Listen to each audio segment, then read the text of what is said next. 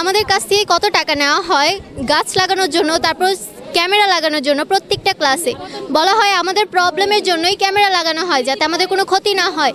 কিন্তু যখন আমাদের প্রয়োজন পড়ে, ধরেন কোনো কিছু হারিয়ে যায় বা কিছু এরকম হলে কখনো ক্যামেরা চেক করা হয় না।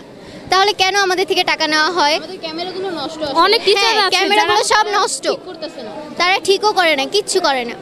অনেক টিচার আছে যারা বলে হচ্ছে তারা নাকি স্কুলে আসে টাইম পাস করার জন্য। হ্যাঁ, মানে এক কথায় আমরা আমাদের স্কুলে কোনো কিছুর প্রতিবাদ জানালে ওটার সুষ্ঠু সমাধান পাই না। আমাদের উপর অনেক টাকা দিল, সুযোগ সুবিধা উল্টো আমাদেরকে হুমকি দেওয়া হয়। ক্লাস টিচার সহ আমাদের প্রিন্সিপাল, তারপরে মামুন আঙ্কেল সবাই মিলে আমাদেরকে হুমকি দেয়। কিন্তু এটা হুমকি পায় অনেকে। আমরা প্রধান শিক্ষকের পদত্যাগ চাই। এমনকি আজকেও যারা আমরা এখানে ছিলাম তাদেরকে আমাদেরকে হুমকি দেওয়া হয়েছে যে আমাদের টিসি দেওয়া হয়ে যাবে। আমাদের ক্লাস টিচার বলেছে পাঠানো হয়েছে, হ্যাঁ, ছুটি দিয়ে মানে কল দিয়ে বাসায় কল দিয়ে তাদেরকে বাসায় পাঠানো। এটা সত্য কথা। এই স্কুলের টিচারেরা বলেছে, টিচারেরা তারা কি নিজেদের চাকরি নিজেরা করবে না, তারা নিজেরা বলেছে আমাকে। এটা একটা সত্যি কথা। প্রিন্সিপাল স্যার সহ রত্না মিসকে রহমতুল্লাহ হাই স্কুল থেকে বের করে দেওয়া হয়েছে দুর্নীতির কারণে। ওই শিক্ষক কি করে আমাদের স্কুলে প্রধান শিক্ষক হন? কি করে হন? এবং আমাদের টিচাররা, অনেক টিচাররাও হলো মানে তারা বলতেও পারে না এবং সইতেও পারে না, এমন করে রেখেছে যে মামুন যা বলবে ওইটাই তারা করা লাগবে। প্রত্যেকজন টিচাররাই হলো মানে তারা শুয়ে মানে করতেছে সবকিছু।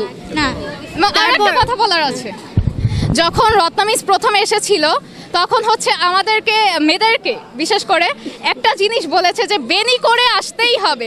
আমি বুঝলাম না যে বেনিটা কোন দেশের নিয়ম বা কোন দেশে এটা বাধ্যতামূলক যে বেনি করেই আসতে হবে স্কুলে।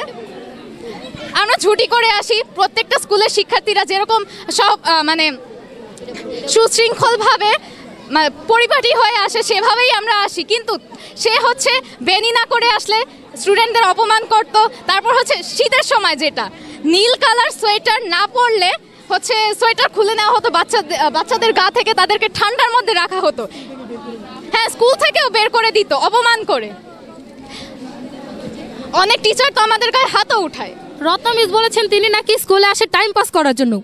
এই স্কুলের কয়েকজন শিক্ষক এই কথা শুনেছেন এবং তাদের যদি আমরা বলি এখানে, তারা সাক্ষী দিতে রাজি পারবে, তারা সাক্ষী দিতে। প্রতিটা টিচার আমাদের স্কুলের বিভিন্ন টিচার আমাদের উপর খারাপ নজর দিয়ে দেখে। আমাদের ক্লাসে আসলে অসভ্যতামূলক কথাবার্তা বলে, এমন ভাবে সেটা নেওয়া যায় না, এমন ভাবেই তারা কথাবার্তা বলে।